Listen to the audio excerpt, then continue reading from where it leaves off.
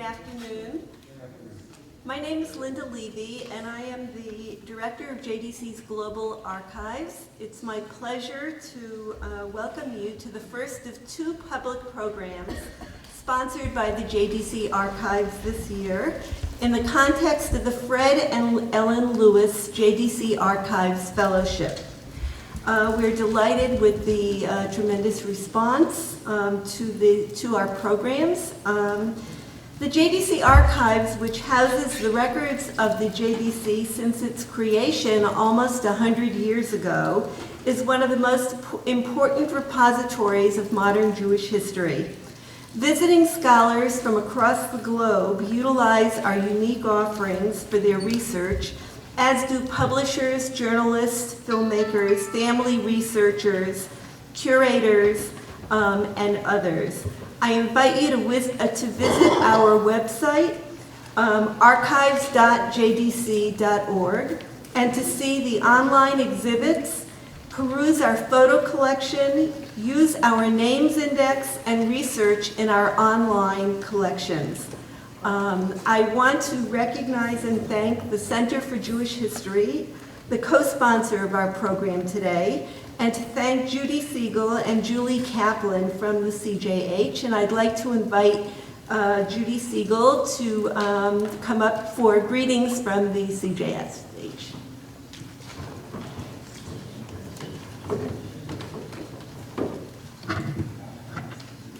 Good afternoon, everybody, and welcome to the center. I suspect many of you have been here before for past JDC programs. We're happy to say we have collaborated more than once with the Joint Distribution Committee on presenting their programs and their lectures. And we look forward to continued collaborations. As it stands, the center partners, and you may know the center has 5 independent partners: the American Sephardi Federation, American Jewish Historical Society, Leo Baeck Institute, Yeshiva University Museum, and YIVO Institute.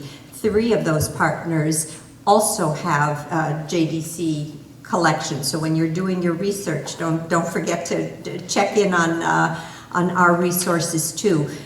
Collectively, our partners hold about 100 million archival documents and 500,000 volumes, so we are one of the largest repositories of historical research in the contemporary period. I am delighted to have you all here. I want to congratulate JDC again and again on their approaching 100th anniversary, and we look forward to greeting some of you in September for the conference that we will be co-hosting with the JDC. So I look forward to seeing you again there, and I hope you enjoy your afternoon.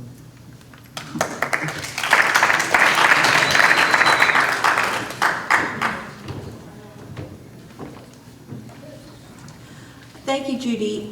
Before I introduce our speaker today, I'd like to first tell you a little bit about this fellowship and about Ellen Lewis. Ellen Lewis was a longtime JDC employee who, as a German Jewish refugee, was helped by JDC in Shanghai.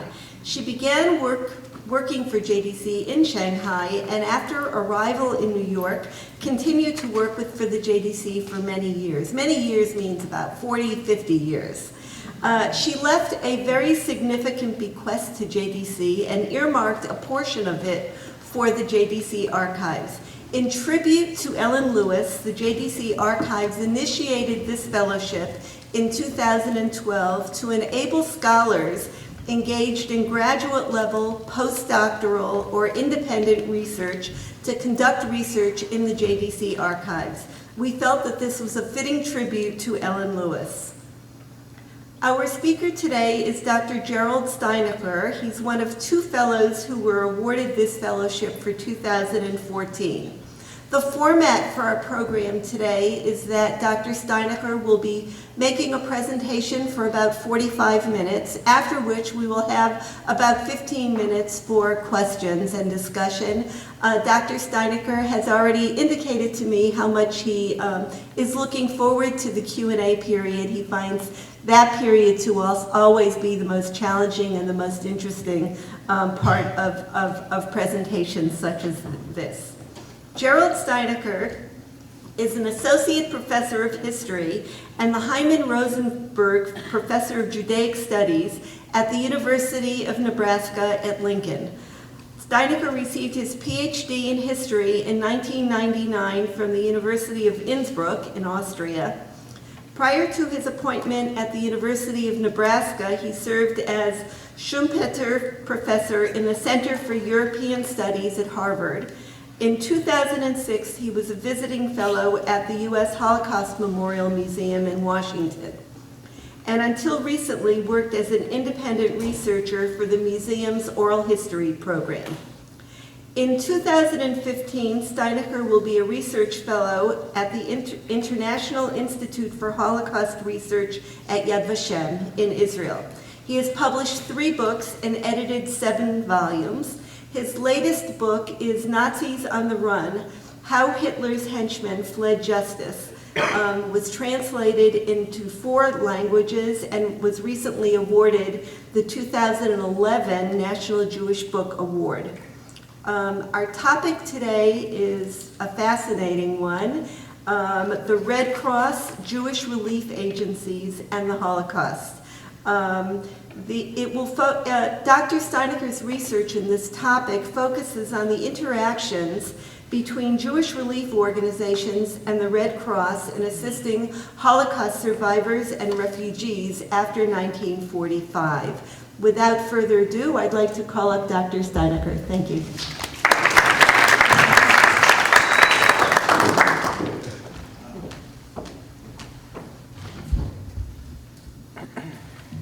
Yeah, thank you very much for the kind introduction. Thank you very much to the organizers, JDC and the Center for Jewish History. It's a pleasure for me to be here today. And as you pointed out earlier, I'm a little bit selfish. I'm very much interested in the Q&A after my presentation. And if I do a good job, you will have some questions for me. And that's something I can learn from and can take away. And this will, of course, then help me with my research.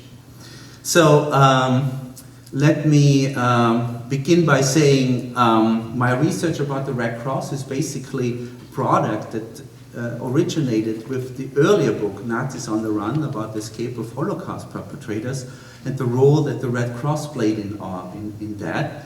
And with the new book about the Red Cross and the Holocaust, I want to basically explore this further, the role of the Red Cross and the Holocaust, during the Holocaust, but also in the years immediately afterwards. So, on the first slide of my presentation, you see the German eagle with a swastika here, holding the Red Cross symbol. And this is not my product, this is not Photoshop, that's not something I created, but this is the official emblem, the official symbol of the German Red Cross during the Nazi regime.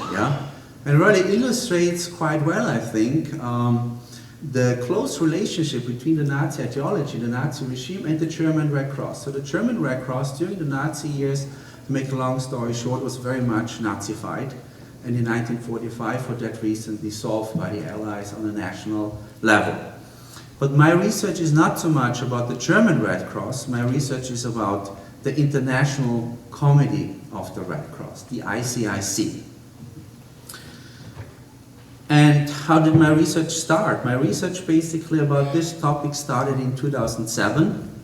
In 2007, in Buenos Aires, in Argentina, in the court archive, a document was discovered, a travel document from the International Committee of the Red Cross, as you can see here, of course, in Geneva, the signatures here of the local delegate of the ICIC in Italy in this case, travel document issued for a certain claimant Riccardo, who was born in May 1913 in Bolzano. This is in northern Italy, where I spent most of my life, in Südtirol, the German-speaking part of northern Italy, Dolomites.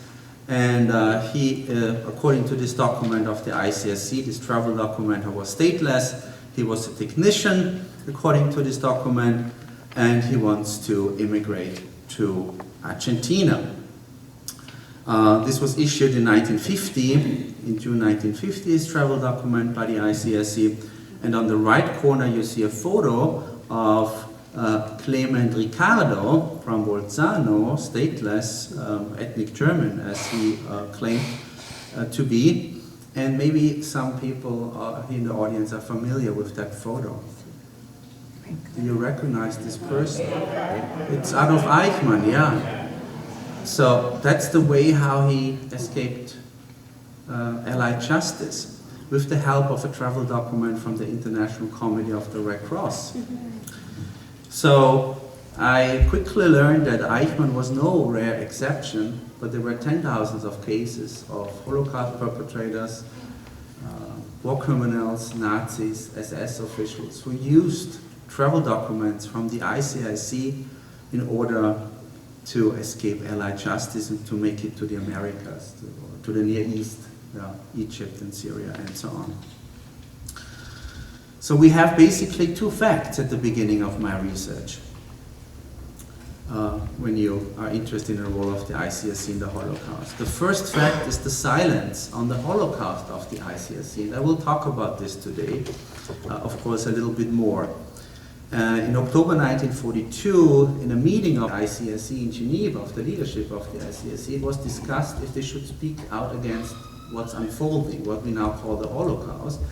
They were very much informed about that, but they decided not to speak out.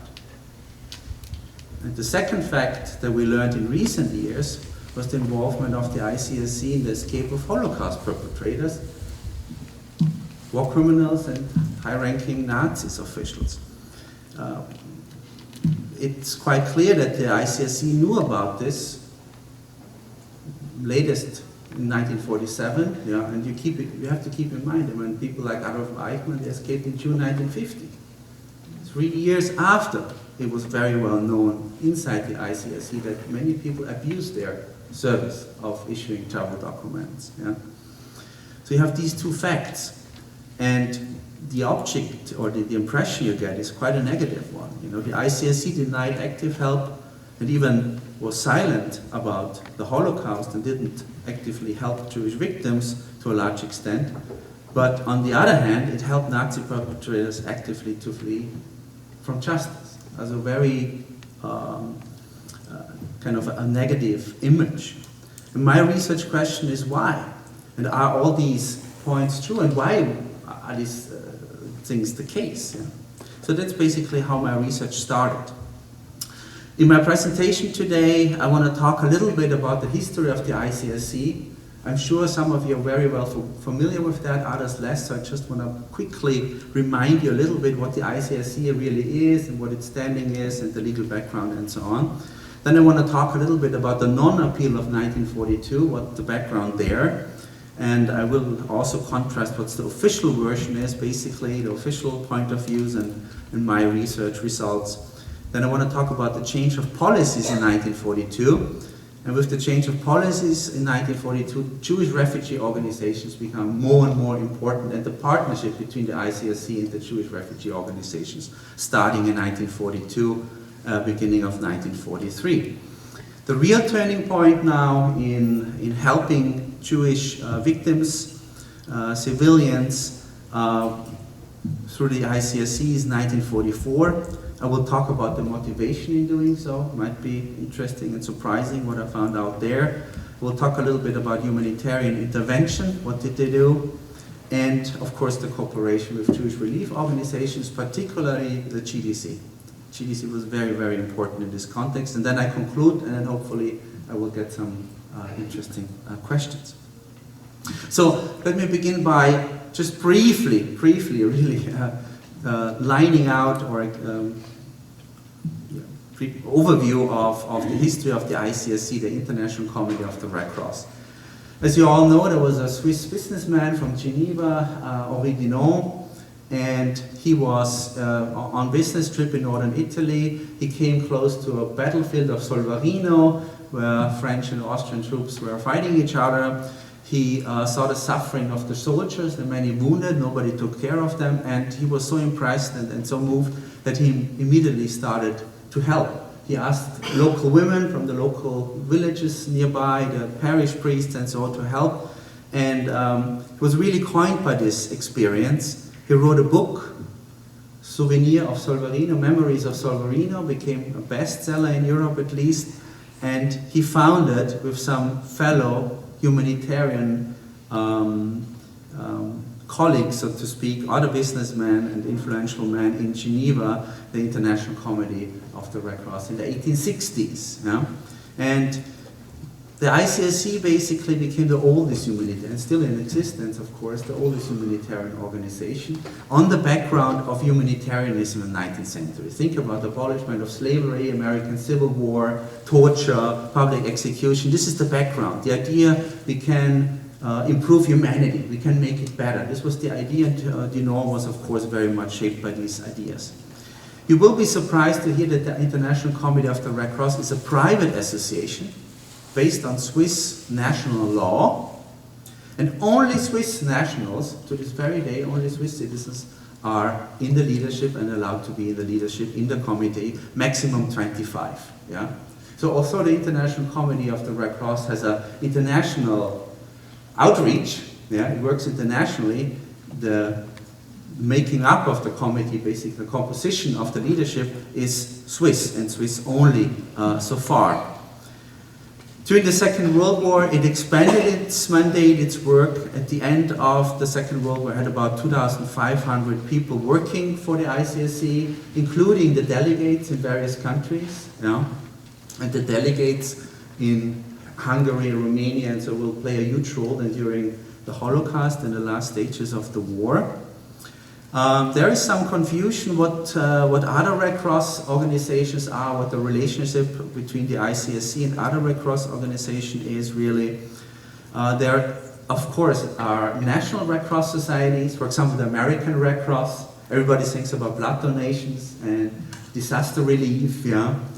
So there are many national Red Cross societies, and there is even a kind of organization of national Red Cross societies, and this is the League of Red Cross Society, which recently changed its name, yeah? But only the ICRC has an international standing. Only the ICRC has basically, is an organization recognized by international law, by international humanitarian law. This is a huge difference between the ICRC and the many national Red Cross societies, yeah? The ICRC is the guardian of the Geneva Conventions. You all know what the Geneva Conventions are, the laws for basically regulating warfare, what is allowed in a war, what is not allowed, how to treat prisoners of war, how to treat wounded in the field, and so on and so on. So this is basically the mandate of the ICRC, not of national Red Cross societies, only by the ICRC. And the work of the ICRC is basically based on the Geneva Conventions. These are laws that were signed with most countries in the world. The ICRC is based on the Geneva Conventions and what its role there and how it's defined, but it's by no means limited. The ICRC always said, we are a private association after all, we can also do what we want if we think it's necessary. Yeah? We are not limited by the Geneva Conventions. Okay. The work of the ICRC was always very strongly influenced by Christian ideals of mercy. Yeah. So the Good Samaritan, this was always the big ideal for the president of the ICRC during the Second World War, during the Holocaust, Max Huber. He wrote a book in 1944, The Good Samaritan. He saw himself basically being in the footsteps, and this was his idea, being a Christian. Max Huber as ICRC president, so this Christian idea of mercy was very important in the ICRC history and its work. And 7 principles were central. Among them are unity, universality, humanity, impartiality, neutrality, and independence. Independence, neutrality, and impartiality also from the Swiss government. The ICRC always stressed we are not a Swiss organization. We are not a Swiss government organization. Yeah? We are home-based in Geneva, but we are not part of the Swiss government. We are neutral, independent, even from Switzerland. Yeah? And another thing that's very important that always is, basically on the on the basis of the Geneva Convention, the work of the ICSC, reciprocity. Yeah? You treat my prisoners of war well, I treat yours well. Yeah? Because it's not just the letters of law who protect prisoners, but it's also this kind of understanding. And now I'm with the next point. It's very important before I even go into details here. The Geneva Conventions, who regulated the work of the ICSC, the International Committee of the Red Cross, to a large extent. The latest version that was in place during the Second World War was the Geneva Convention of 1929. And the Geneva Convention of 29 only included or foresaw the protections of soldiers wounded in the field and prisoners of war. With other words, normally men in uniform, not civilians. Civilians were not protected in the Geneva Convention of 29. So the ICSC, at the beginning of the persecution of the Nazi regime, they said, well, we are sorry, we have no legal responsibility. Our work, our mandate basically is based on the Geneva Convention, and so we are in charge of prisoners of war and wounded soldiers, people in uniform, but for civilians there is very little we can do. Yeah? Although Max Huber, the president of the ICSC, said we want to do whatever we can, but of course we are limited because we have these legal limitations. Yeah? And the German government after 1933 always said, well, this is an internal affairs. Yeah? And after a certain point, even the German Red Cross was not willing to cooperate with the ICSC anymore. The German Red Cross then after 1935, 1936, highly Nazified, said we are not going to give any information about Jews anymore. You know, Geneva, ICSC, don't ask us anymore, don't write us anymore. We're not going to give any information. Yeah? I mean, just keep in mind the de facto president of the German Red Cross was a high-ranking SS officer. Gravitz, who at the end of the war, when the Soviet army approached, used hand grenades to kill himself, to blow him up basically with his family. Yeah? So he was a war criminal, and he was at the head of the German Red Cross. Just to illustrate that the ideas of humanitarianism were not shared by the German Red Cross anymore, at least by the leadership not anymore. Yeah? So there was little cooperation between the German Red Cross and the ICSC. So the ICSC basically said we are not responsible, it's not our job, we would like to help, but we cannot. And Jewish NGOs pressed the ICSC for action, talked to the ICSC presidents, said, well, is there nothing you can do? Is there nothing you can do? Repeatedly. And especially two people played a crucial role in this. Gerhard Riegner from the World Jewish Congress and Sally Meyer from the American Jewish Joint Distribution Committee. Yeah? Very interesting people, and they were on the ground, they were in Switzerland, and they were constantly meeting with the ICSC and basically trying to push the Red Cross to do more, yeah? To be involved for civilians too, not just for our prisoners of war and wounded soldiers. The ICSC, very early on, was well informed about what was unfolding, especially the vice president of the ICSC, Karl Jakob Burkhardt. He had very close contact to German diplomats, especially from the German Foreign Office. He was, until the outbreak of the war in 1939, the commissioner of the League of Nations in Danzig. So he was really a top politician, basically, and he loved secret diplomacy. He was much less interested in humanitarianism. His motivation to work for the ICSC was really motivation for someone who was very ambitious. He said, being a Swiss, how can I play a huge role in foreign policy, in European international politics? Difficult. Switzerland is a small neutral country. But the ICSC gives me a forum where I can basically fulfill some of my ambitions. And that was his motivation. Very different from Max Huber, who, as I said earlier, had this Christian motivation that kept him going and working. Yeah? And Burkhardt was a few months after the Wannsee Conference in 1942 already informed that the Nazi leadership was about and made the decision to murder every single last Jew of Europe or wherever they can, control, even North Africa. And when Riegner, who also had information, asked Burkhardt, is this true, the information I received? And Burkhardt confirmed, yeah, this is true. And in the German Foreign Office, my sources confirmed that this is the plan now to murder all the Jews of Europe. So very early on, Burkhardt was informed. And when Riegner informed the State Department, the Americans, they went back to Burkhardt and asked Burkhardt, is this true what the World Jewish Congress Riegner is telling us? Is this true? Can you confirm? And Burkhardt said, yeah, I can confirm this. So Burkhardt's confirmation was really important to convince the Americans that this is not rumors, that this is actually fact. Yeah? And Burkhardt's information, together with Riegner's and others' information, made the Allied Declaration of December 17, 1942 possible. Yeah? My students are sometimes surprised that already in December 1942, in every newspaper in the free world, in the neutral countries, Allied countries, you could read what's going on. The genocide was named, and the perpetrators were warned that they would be held responsible after the end of the war. This was already in December 1942. And of course also in Swiss newspapers. This is from December 19, 1942, in the Swiss Nationalzeitung, from Basel. The Declaration of the Allies, this is in German of course, was reprinted. Yeah?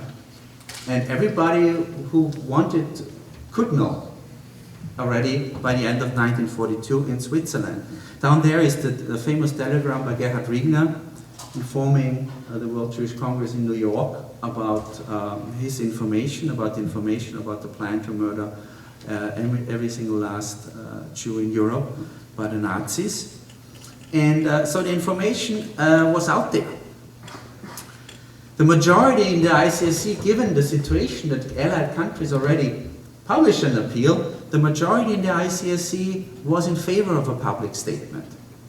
And the public statement was kind of, this public appeal that they had in mind was still a little bit vague and was dealing only in part with the Holocaust. They were also condemning Allied bombing of civilian targets, German cities, in other words. At the same time, they were condemning German atrocities against civilians, the Holocaust.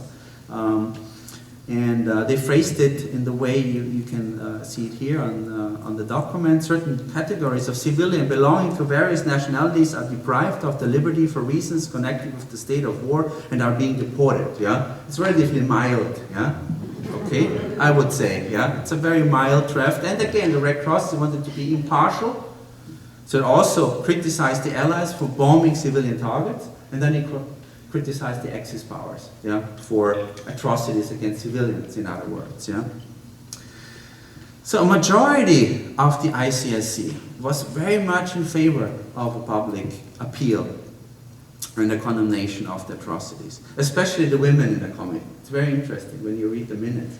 The women were pressing, and we have to do something, we have to speak out. But on the October 14, 1942 meeting in Geneva, the Swiss President Philipp Etter, who was at the same time member of the ICSC, so you see this overlap. Burkhardt was also a Swiss diplomat. After his career in the ICSC, he would become Swiss ambassador in Paris, and his successor was Swiss ambassador in Italy first and then in England. So the connection between Swiss politics and ICSC was always there. There was a lot of overlap. And the Swiss president, Philipp Etter, who was part of the ICSC committee, came to the meeting to Geneva on October 14. And that was outstanding by itself, because normally he would never come to meetings of the ICSC. But for this meeting, he came and he wanted to make sure that there would be no appeal, that they would not speak up, that the ICSC would be silent. Riegner later said, Riegner, who had very much to do with Burkhardt, with the ICSC, and always pushed for a public declaration for the Red Cross speaking out. He was later very much puzzled when you read his memoirs. Well, Burkhardt confirmed to me he knew everything about the Holocaust, but didn't he inform his fellow colleagues in the ICSC? Well, Burkhardt did not. On the contrary, Burckhardt said it would be wrong to condemn Germany. It would be, too one-sided, and so on and so on. So he was also against the public appeal. Yeah? And when you read what Swiss politicians and members of the ICSC wrote about the non-appeal right afterwards, right afterwards it was basically shelved. They said, well, we delivered the planned appeal a first-class funeral. It's a very cynical letter, kind of, oh, fantastic, it went all very well, there would be no condemnation. Yeah.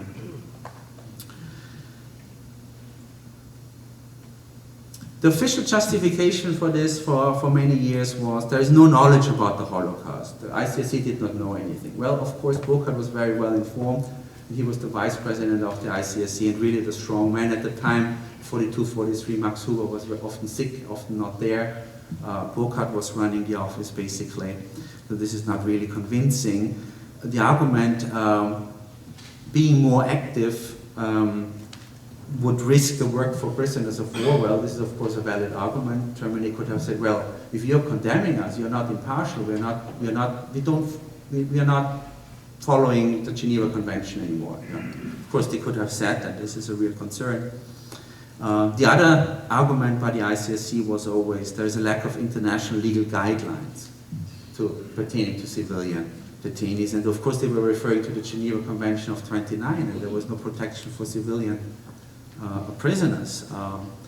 My explanation is a little bit different. I would say there was Swiss national interest involved to a large degree. The ICSC had to contribute to the national defense of Switzerland. We're talking about 1942. Switzerland was completely surrounded by the Axis powers, by fascist Italy, Vichy, and Nazi Germany. And as one document states, we don't want to provoke the German tiger. Don't want to upset the Germans, so they maybe march in Switzerland. In 1942, this was a real concern. Yeah? The ICSC also had no interest to expand the traditional mandate. Max Huber was very clear about that. There were often lawyers there, and they wanted to stick to the laws and didn't want experiments. Yeah? The other explanation is Burckhardt had very good relations with German leadership. He wanted to keep these relations alive. He was involved in secret negotiations with the German leadership. He had many peace talks during the war. He wanted to bring the British and the Germans together in order to move against the Soviets. He was one of the early Cold War warriors. Yeah? So his political ambitions played a role, and his anti-communism played clearly a huge role in all of this.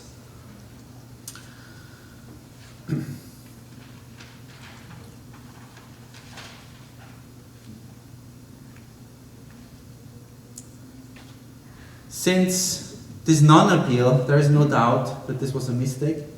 There is a reputation damage since 1942, and the ICSC never really fully recovered from this reputation damage, not to speak out in 1942. The Economist called it a few years ago the most shameful moment of the history of the ICSC. Elie Wiesel said, when human dignity is at stake, neutrality is a sin, probably also criticizing Switzerland, the role of Switzerland here a little bit. And the Swiss historian Jean-Claude Favès said, in spite of all the explanation offered, we have no choice but to recognize that it really should have spoken out.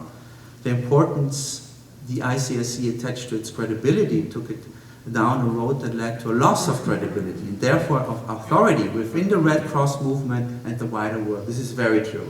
This is really true, and this played a huge role after 45. Because already at the time, people inside the ICSC, and again the women especially, they said after the appeal or the project for an appeal, the draft appeal was defeated, they said it is not only a matter of helping or not being able to help, but it's also a matter of protecting the reputation of the protectors. It's important also to protect our own reputation, our own moral standing, our own credibility. We have to speak out, yeah? Even for selfish reasons, even if we cannot stop the genocide. It's important that we speak out, yeah? And they were absolutely right. These defeated pro-appeal members inside the ICSC didn't give up. They decided okay, we didn't speak up, the leadership didn't want that, the majority in the committee didn't want that, but we can still do something. We can still help the civilian victims of the Nazi regime and its allies. So they started a two-pronged strategy. They were trying to intervene in favor of civilians, Jewish population, people in ghettos, in camps, in German satellites and allied countries, especially in Romania and Hungary and Slovakia. We'll talk about this in a minute. And the other thing is, they started to send food packages, Red Cross parcels, to camps. Yeah? This was a difficult endeavor because the German authorities, they said, yes, the ICSC, you can send these food parcels to camps and ghettos, but we don't tell you where the people are. So it was a really hollow concession. And the ICSC, in a very difficult and complicated way, they finally, over the years, put lists together and locations together, and finally could deliver parcels by 45 to 10,000 of people. But the beginnings were very moderate. I think the first time they sent us parcels were 35 or 40 parcels, just as a test run. And that worked out fine because people actually signed the receipts, and those receipts went back to Geneva, and on these receipts people would add the names of other people in the camp.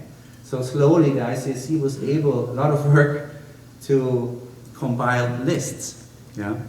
And this was kind of a weapon of last resort. There's a very modest at the beginning, these kind of 8 efforts in to help civilians, especially Jews. But it was important for the justification, what the ICSC had done after 45, the statistics with the parcels and so on and so on. This was very important. So food parcels played a huge role in all this. Packages, if you read documents from 1945, 1946, you will often see that survivors of the Holocaust in the camps and then later in the DP camps would receive these food parcels from the Red Cross. Yeah? But these food packages were basically always financed by the JDC. The money came from the JDC, and it was delivered under the flag of the ICSC, because the ICSC was an institution that could operate in German Axis-controlled countries. The joint, of course, could not. Yeah? So the GDC, Jewish organization, would provide the money, the resources, and then the ICSC would then deliver these parcels and the foodstuff and the relief aid. So it was a good partnership, was a good idea, and it worked to a certain extent. These photos are from the GDC archives. Here you see, how women in Geneva, working for the ICSC, but financed by the GDC, are putting foodstuff together, putting these parcels together, for the camps and for displaced persons. In this case, is already after the war.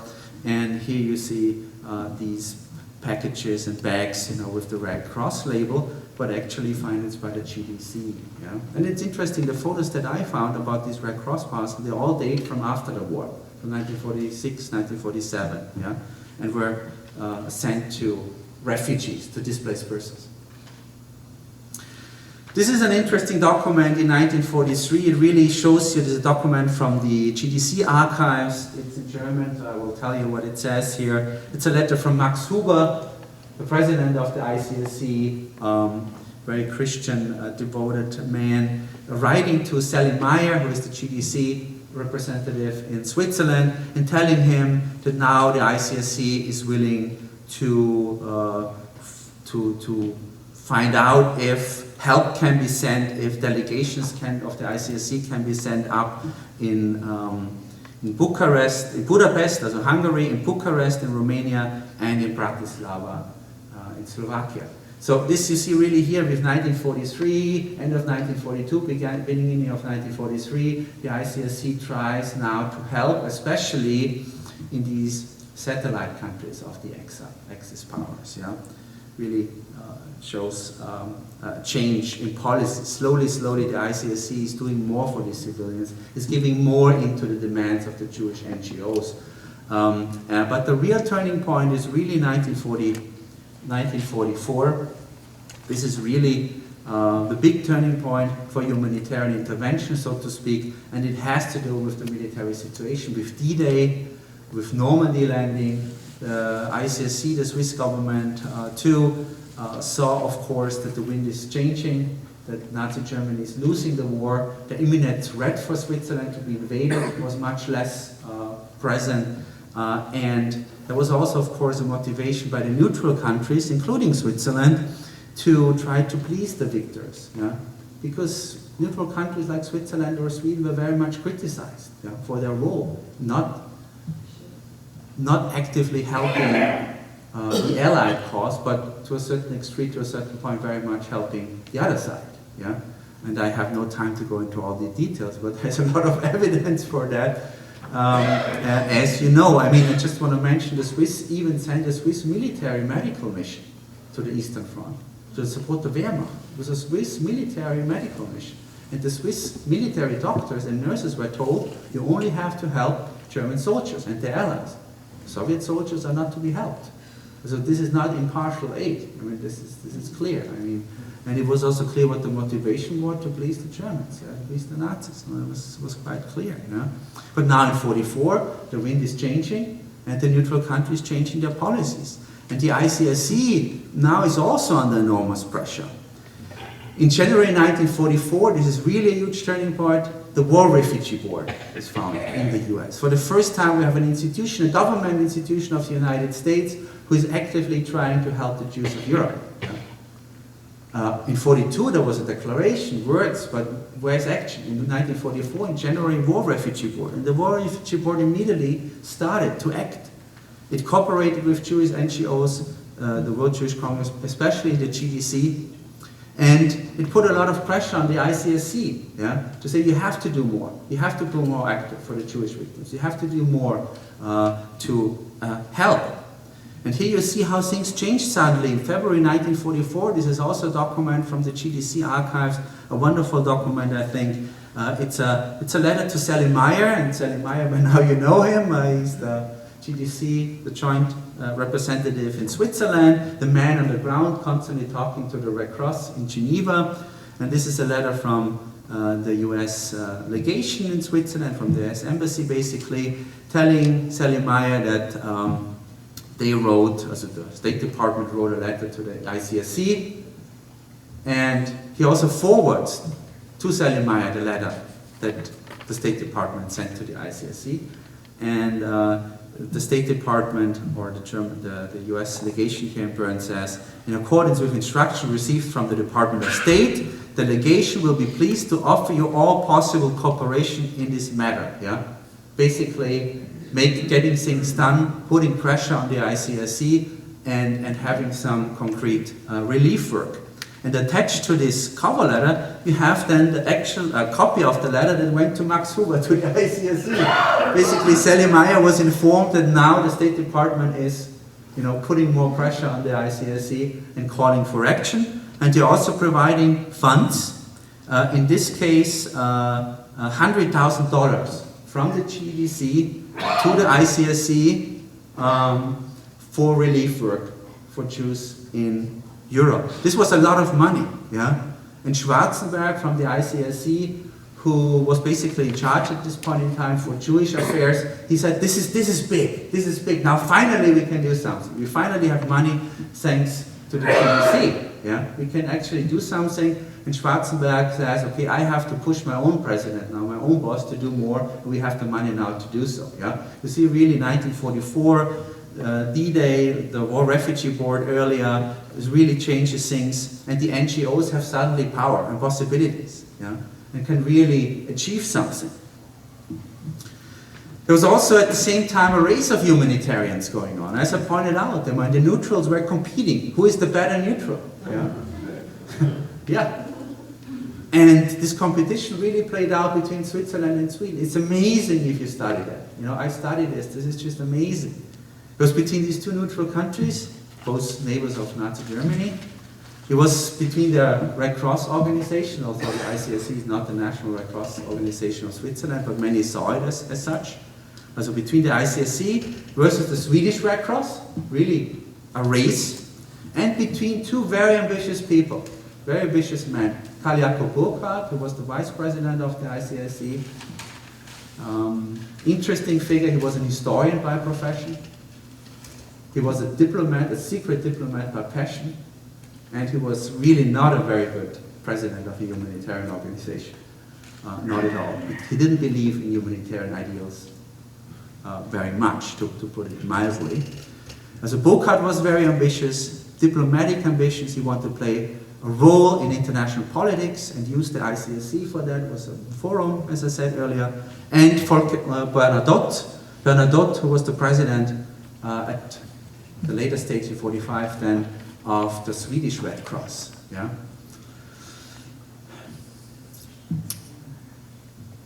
Sweden already saved the Danish Jews in 1943. Sweden acted earlier than Switzerland and the ICRC.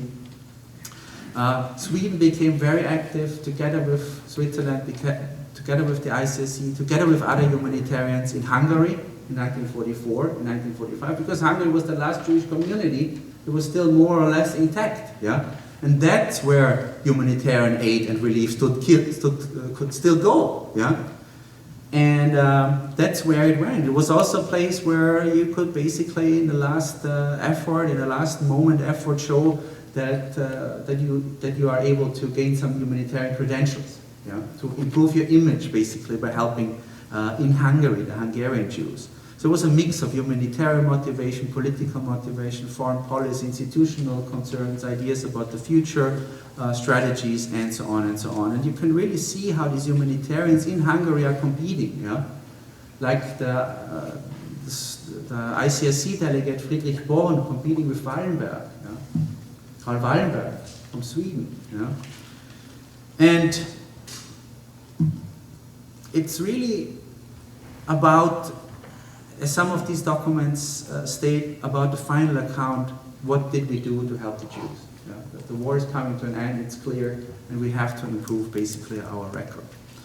Burckhardt, in private letters are very interesting, private correspondence, because very often people speak their mind, not so much in official letters, yeah, but in private correspondence. And he says in March 45, you know, those unthankful Jews, they are criticizing the ICRC, they're not happy with us, we didn't do enough according to them, but we achieved almost miracles, for example in Hungary, but they are not appreciating that at all. When Burckhardt, to a certain extent, can be labeled as anti-Semite.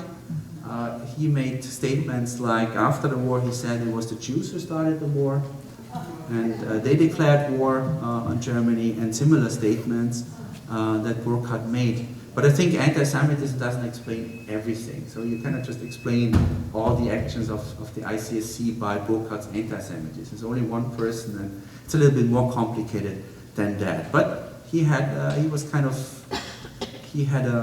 very ambivalent feelings versus the Jewish community, so to speak. The humanitarian competition, yeah, this is really crucial. Here you have Karl Jakob Burckhardt in the black and white image. And on the other side you have Folke Bernadotte, the president of the Swedish Red Cross, also very ambitious. And just to illustrate these ambitions of people, you know, in this case, these two men, the uniform that you see here, yeah, the green uniform by Bernadotte was designed by himself.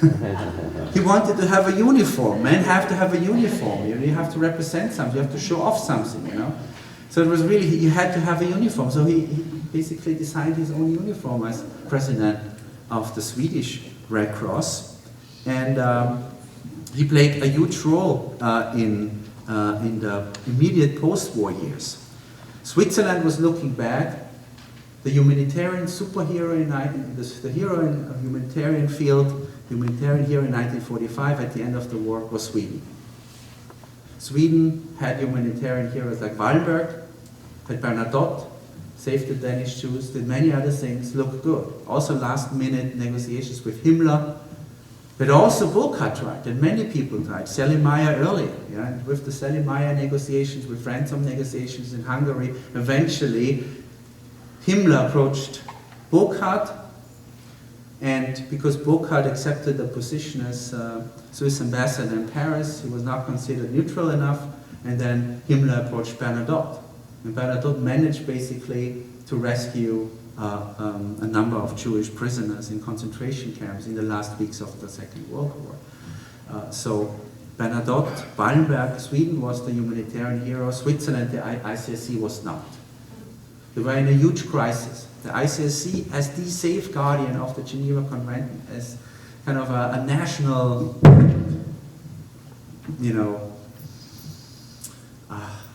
treasure for Switzerland, was in danger. And it was so close, according to my research, it was really getting close that the Red Cross would turn into a Yellow Cross. Yellow Cross, of course, the color, national color of Sweden, yeah? IKEA, Yellow Cross. So we really got close. And Bernadotte said the ICSC is not up to the job anymore. Sweden should take over. We can do a better job. We proved that we can do a better job. Look, the headquarters of an international Red Cross organization, of the safeguardians, the promoters of the Geneva Convention, they should not be in Geneva, they should be in Stockholm. Yeah? And it's really interesting to see these tensions and these sometimes not so humanitarian rivalries between these institutions and governments, and especially between these two men, Karl Jakob Burkhardt and Volker Bernadotte. Bernadotte was murdered in 1948, you probably know this. He was very engaged in the conflict in Palestine, in Israel. And this is one reason, but definitely not the only reason, because already before he was killed, before he was murdered, he said, well, yeah, maybe it's good that the ICSC goes on and stays in Switzerland. So he was kind of pulling back a little bit. But with him gone, the person, oops. Okay, time out. A little bit more time.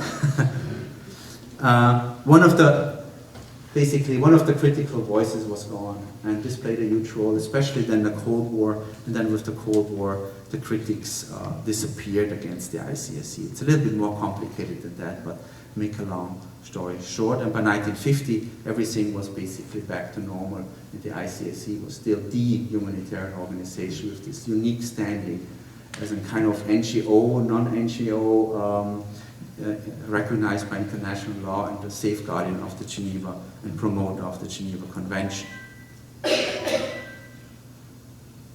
That's not me. Post-1945, just a few sentences about that. There was some cooperation between Jewish humanitarian organizations, especially the JDC as far as I can tell, but this kind of cooperation, partnership was very limited in the first months and years after the war, because Jewish refugees, Jewish displaced persons, survivors of the Holocaust, they were helped by international refugee organizations, for example by the IRO.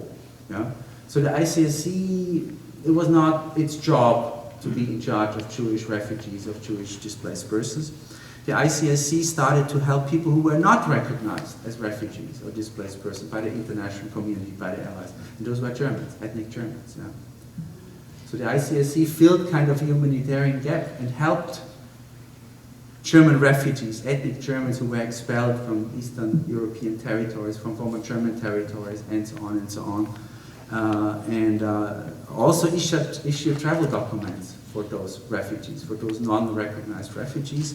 And in large number, this service was abused, and people like Eichmann could easily take advantage of that. Yeah? This is kind of the background that, of course, I'm also going to talk in my book very much so.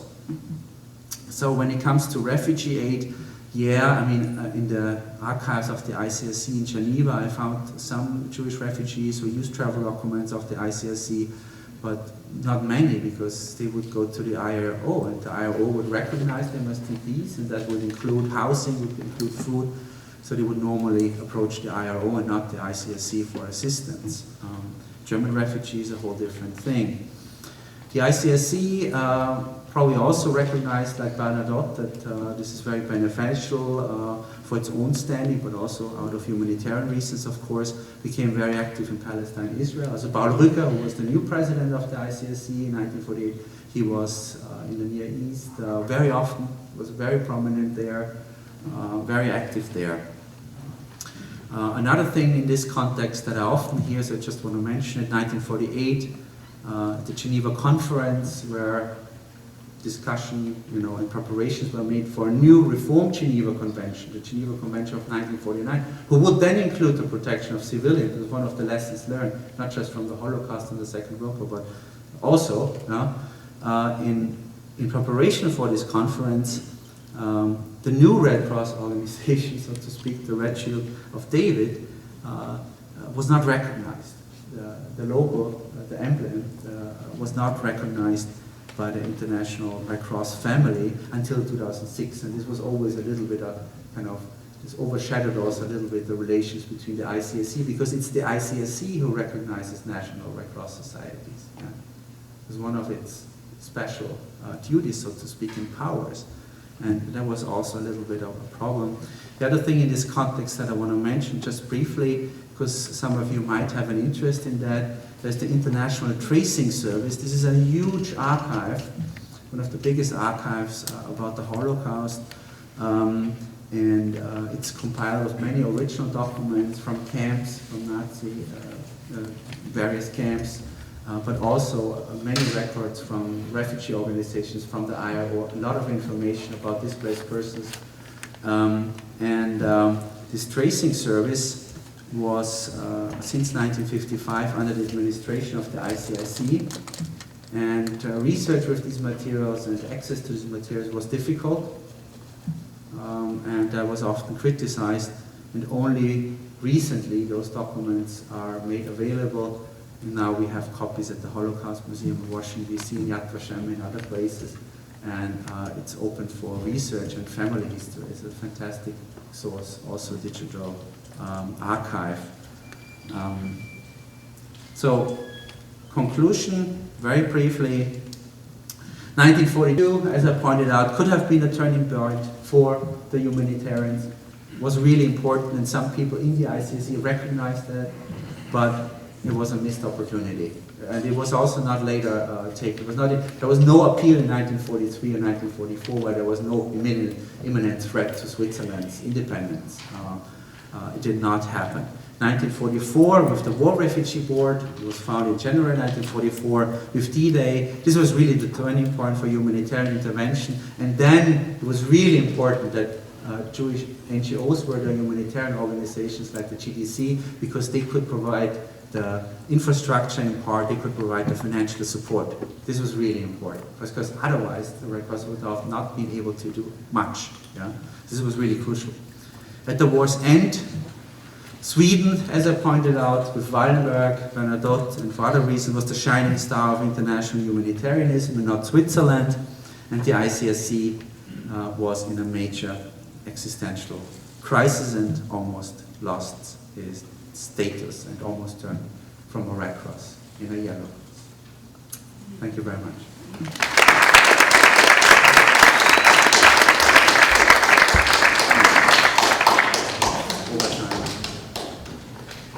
Thank you.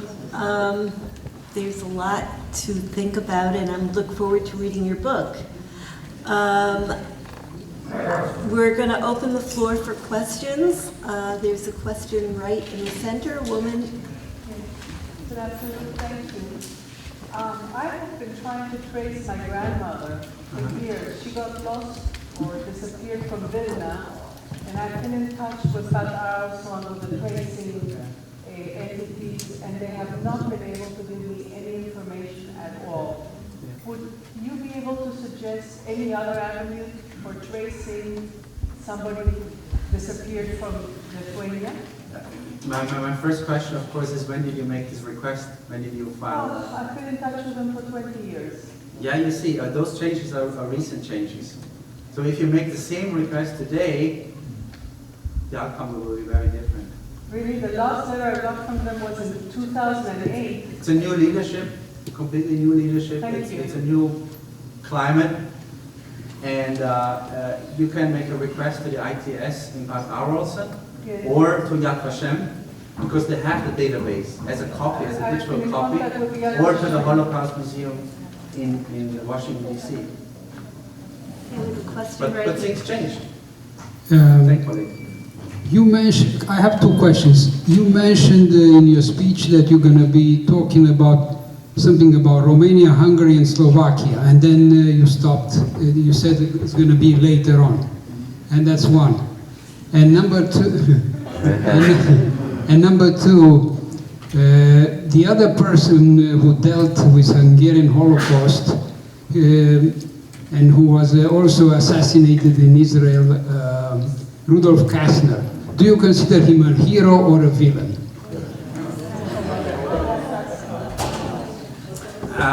Well, I can tell you what I found out. It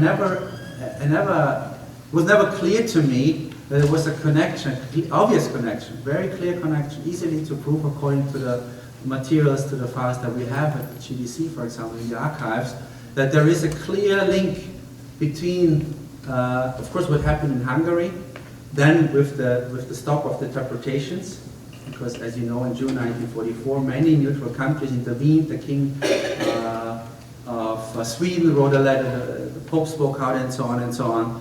And then a little bit later, you have these ransom negotiations. The SS is reaching out, and then Kastner, Sally Meyer, other negotiations are going on. Between those negotiations and then in early 45, what Burkhardt did and then Bernadotte accomplished at the very end. That there is a clear connection, never realized. I thought these are separate things. So here you have Sally Meyer and Kastner, yeah, these attempts there with Hungary and Kurt Becker, and then there's the other story with Burkhardt and Bernadotte. But actually those two things are linked. It's always the same attempt from the SS leadership to come to some kind of agreement to make a deal with the Western allies. Yeah. So this is my answer. Partially. Yeah. And about the Romania, Hungary, and what it was. Yeah, so Hungary is extremely important, and Romania, the Red Cross is very active, especially in Hungary, together with other neutral countries, together with Sweden. I mean, of course, Wallenberg is very well known, but other neutral countries like Switzerland did similar things. They also issued these Schutzpässe, these protection passports or papers, or the protected houses, orphanages, and so on and so on. They did what they can, but they are not so well known. You know, Wallenberg is very well known. Friedrich Born, most of you probably, the ICSC delegate in Budapest, maybe not very well known. Or Karl Lutz, maybe is getting a little bit more known in the last years, but only recently. There's you know, it's extremely interesting history, and it also shows that if you're really committed, you can make a difference, because 50% of the Jews of Hungary were basically saved, because of these humanitarian aid efforts, and also because those delegates in place, people like Wallenberg, definitely Born and others, did not always follow the instructions from their superiors. They went beyond that, because those were the people, they saw the suffering, so they helped. So individuals can make a difference. That's what I take away from Romania, especially from Hungary in 44, 45. Thank you. Thank you very much. First of all, this is fascinating. But you said you don't want to simplify the motivation of people like Burkhardt and put it down to anti-Semitism or bureaucratic rivalry. Well, what else could there be? Mm-hmm. Yeah, I mean, one of the challenges, we discussed this today, I mean, one of the challenges, and one of the most interesting things for historians, for the audience, is motivation. Why did people certain things, or why didn't they do, right? But this is also one of the most difficult things to find out. How can I find out what was going on in his head? You know? So it's very difficult, and you can find bits and pieces, and then you kind of try to get a sense, but you never can be 100% sure, never ever, of course, yeah? And in the case of the ICSC, you have to keep in mind, Burkhardt, yes, he was the most important man in the ICSC. He was the most powerful, he was the most well-connected, he was a political figure, he was the most well-known Swiss politician at the time in Europe and internationally. Because he had been High Commissioner of the League of Nations in Danzig, and this was a very hot spot, just right before the outbreak of the Second World War in September 1939, yeah, when he, of course, ended his job as High Commissioner in Danzig. So he was very powerful. He was very well connected. But he was not the only person in the ICSC. There were different people. There were people who had other ideas. As I pointed out, the women, for example, and others, who said, no, we have to speak up. The majority in 1942, the majority of these 23 people in the leadership said, we have to speak out. So, and the motivation, I think your question is about Burkhardt, why he did what he did. I mean, personal ambition, definitely. I mean, it's amazing. It's amazing. He's an interesting case. You know, a historian who doesn't want to write history, who wants to make history. He was a trained historian. He was also famous in Europe for his works in history, French history, French 16th century history, basically, Renaissance, Reformation, and so on. He was well known for his Richelieu, later on, for French history. And the same person, like Burkhardt, goes, many years later, when he's retired, into the archives in Geneva, yeah, and starts to pick what he thinks doesn't want to be in on the historical record. Because he's a historian, he knows how things work. He basically filtered out everything in the archives from the ICSC that he didn't want to have there. Yeah? And he took it home and destroyed it. And that's Burkhardt. Question over here? Yes. Can you explain the difference in the political situation and allegiances of Romania, which made it possible for the ICRC to do something there? And can you be more specific about what the ICRC did in both Hungary and Slovakia? Yes. In Hungary, this is where the ICSC was most active and I think most successful. As I pointed out, or briefly pointed out, they tried to do very similar things that Sweden did. And you can really see the ICSC and the Swiss are copying what Sweden is doing, but just later. So if Sweden, with Weinberg, are issuing protecting papers for Hungarian Jews, saying, well, I'm under the protection of the Swedish government. Yeah? Or buildings, this building, Jewish orphanage, is under protection of the Swedish government, or the Swedish Red Cross, or similar things. Then the ICSC with Friedrich Born, or the Swiss diplomat Karl Lutz, basically the ambassador there, or at the embassy there, they were doing what Sweden was doing.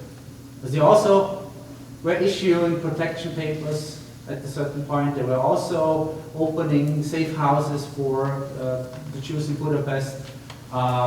They were giving out money. They were sending food parcels in Budapest, as packages, like these famous ICRC parcels, financed by the JDC mostly. Also those things, as very concrete things. And also intervening. But it's kind of interesting to keep in mind that in June 1944, when the world knew what's going on, the deportation of the Hungarian Jews and their fate was no secret. You could read it in every newspaper at the time, yeah? Very much in detail.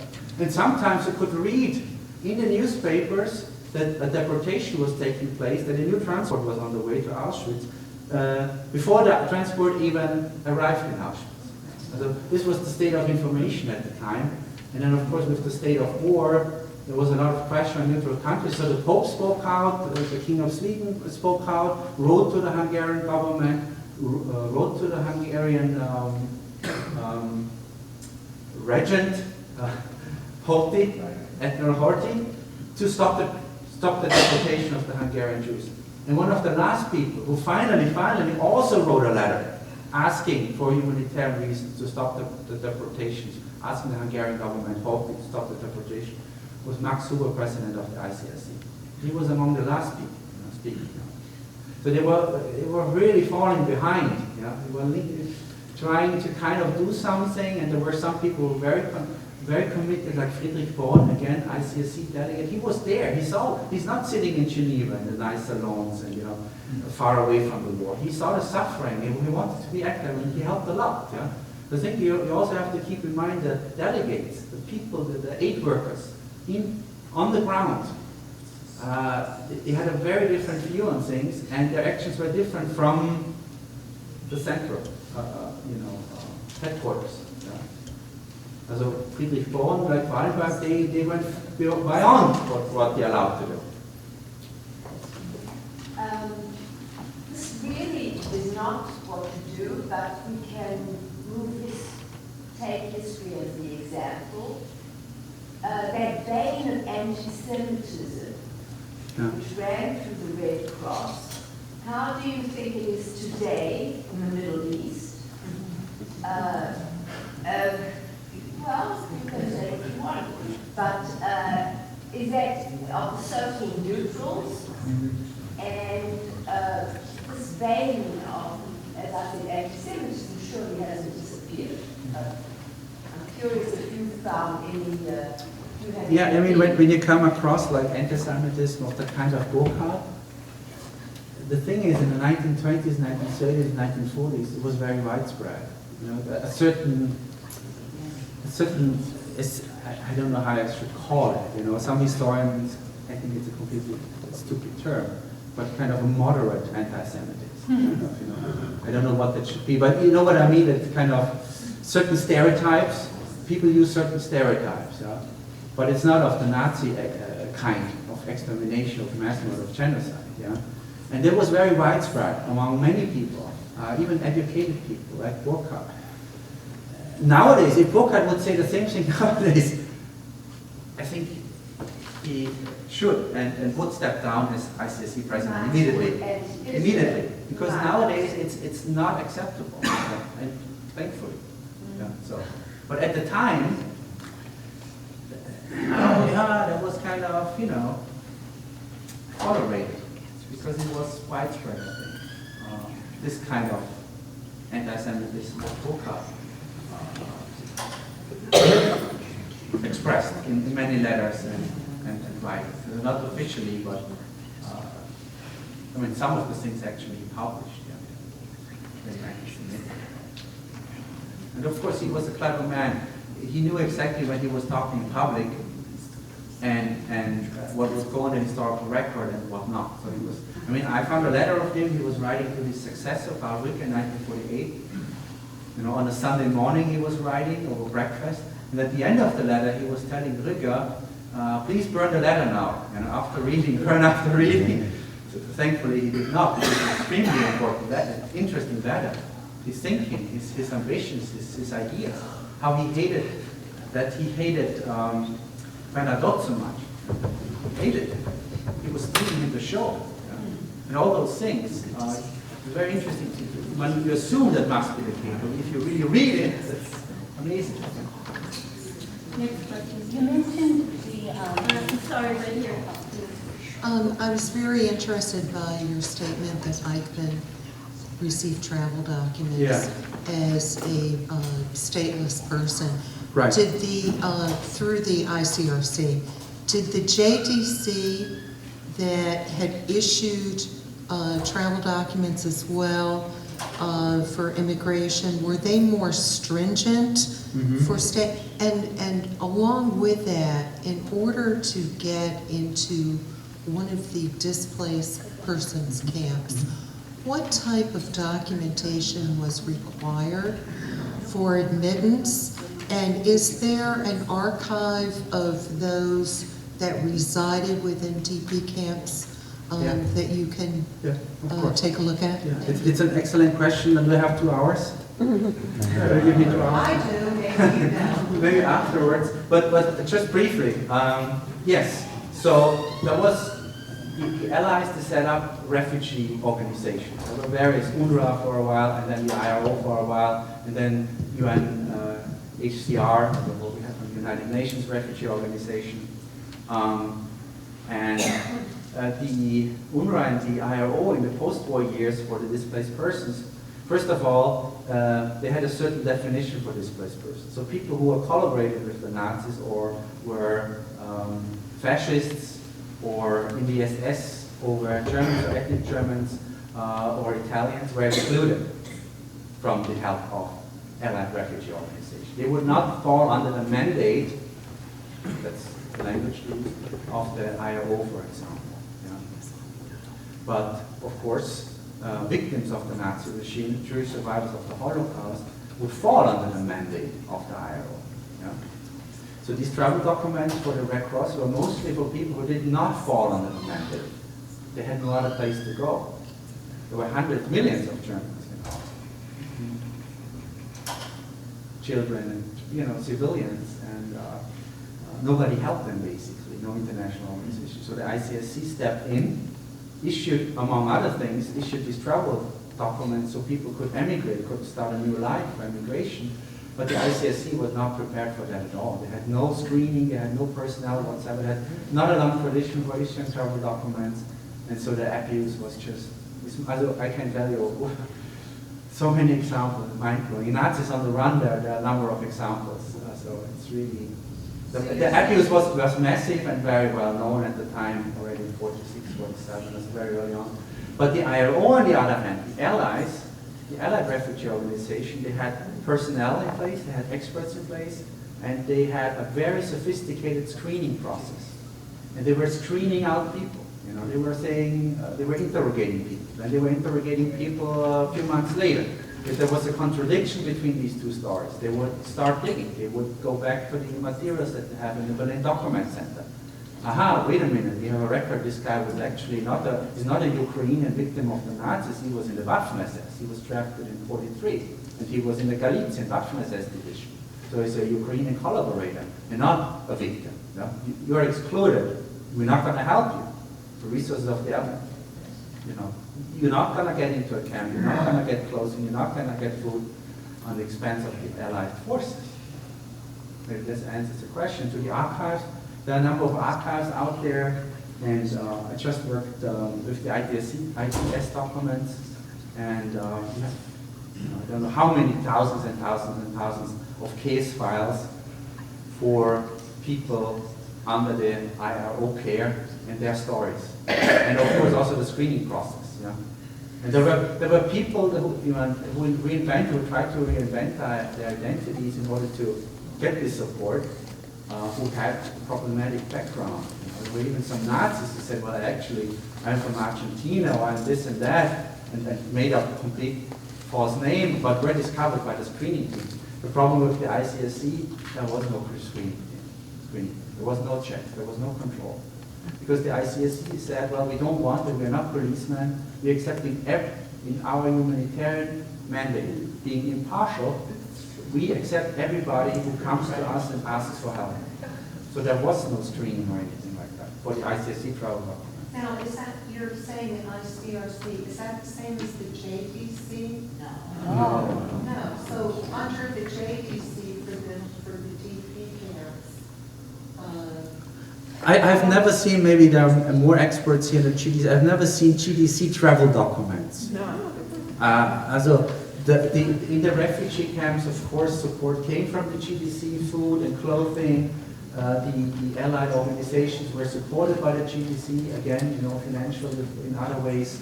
But travel documents itself, they were issued by an Allied organization called the IRO, the International Refugee or other organization, not by the Joint Distribution Council. Did the JDC issue permits?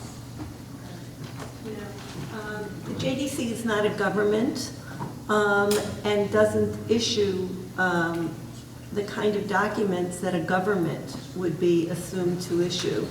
The JDC did provide assistance to survivors in helping them to access the correct offices to be able to apply for documents or to fund the travel or the housing while you're waiting or the food. That was the kind of assistance that JDC was able to provide. So after the war, it had an immigration service which was of assistance to, tens if not hundreds of thousands of people, but it provided it was like a facilitator through helping negotiate the bureaucracy and helping to provide support for the travel or the support of the families while they were waiting. I think we have time for one or two additional questions. I'm glad to see that there's such interest, but we've run out of time. Marilyn? What were the circumstances of Bernadette's murder? Who did they think did it? Not work out. Could someone repeat the question because we couldn't hear it up here? The circumstances of Bernadette's murder. You know, I looked a little bit into this. It's not really my topic, you know. And I know it's controversial. Thank you. Yeah. I think we're best moving on to the next question. Carl? Yes, I just want to answer the last question. Bernadette was assassinated by the Stern gang September 17, 1948, and the assailants were arrested by the Israeli police Jews following the year, and they were imprisoned and then released later. My question is this: in your research, do you find records in which the ICRC explores to cope with the issue of the treatment of Jewish POWs, prisoners of war? And I'm thinking at different stages of the war and different treatment. The Polish Jews who surrendered to the Polish army in 1939, the French troops in 1940, and then later after America began sending their troops to England after 43 American Canadians. Yeah. No, I think you're absolutely right. So first of all, the ICSC saw its mandate in safeguarding the Geneva Conventions, so protecting prisoners of war and wounded soldiers in the field. And especially in the Western Front, they were very successful. I mean, it's also thanks to the ICIC that so many American prisoners of war survived the war and were treated more or less correct. I mean, of course, there were situations where atrocities were committed, but overall, but this was on the Western Front. On the East, it was a completely different situation because the Soviet Union, one reason was the Soviet Union did not sign the Geneva Convention. But the ICSC always said, well, there's nothing we can do, and the ICSC always tried to reach out to the Soviet Union, but the relationships between the ICSC and the Soviet Union were very frosty until the 1950s. The attacks on the ICSC during the war, and then 46, 47, 48, 49, wow, very strong language, very strong language. At some point, they even, did not attend Red Cross conferences. And they wrote to Bernadette, the reason why we're not coming is because the ICSC is there. Stockholm, for example, Stockholm conference. But the POW question, you're right, the ICSC was aware of that. They were protesting again. They saw this is against the Geneva Convention. This is a violation, and they tried to do what they could to enforce it because they thought, okay, we have a legal case, we have a legal foundation, and especially Huber, who was a lawyer, they thought very much along these legal lines. What can we do? Is there an international contract? Is there something in the Hague Treaty? Is there something in the Geneva Convention? Is there something we can work with? And here was clearly something they had a point there, they had an argument there. And they did. It was a big issue again and again. Yeah. I'm afraid we're going to have to bring this program to a close at this point. I want to thank you all, and I hope you enjoyed the program. I just want to thank Professor Steinacher, and I would like to point out that JDC's Centennial Exhibition is now at the New York Historical Society. The exhibit will be there until September 21st, so I urge you to visit the museum for that exhibit. Our centennial volume, I Live, Send Help, is available outside at the table, and I look forward to seeing you at our next programs.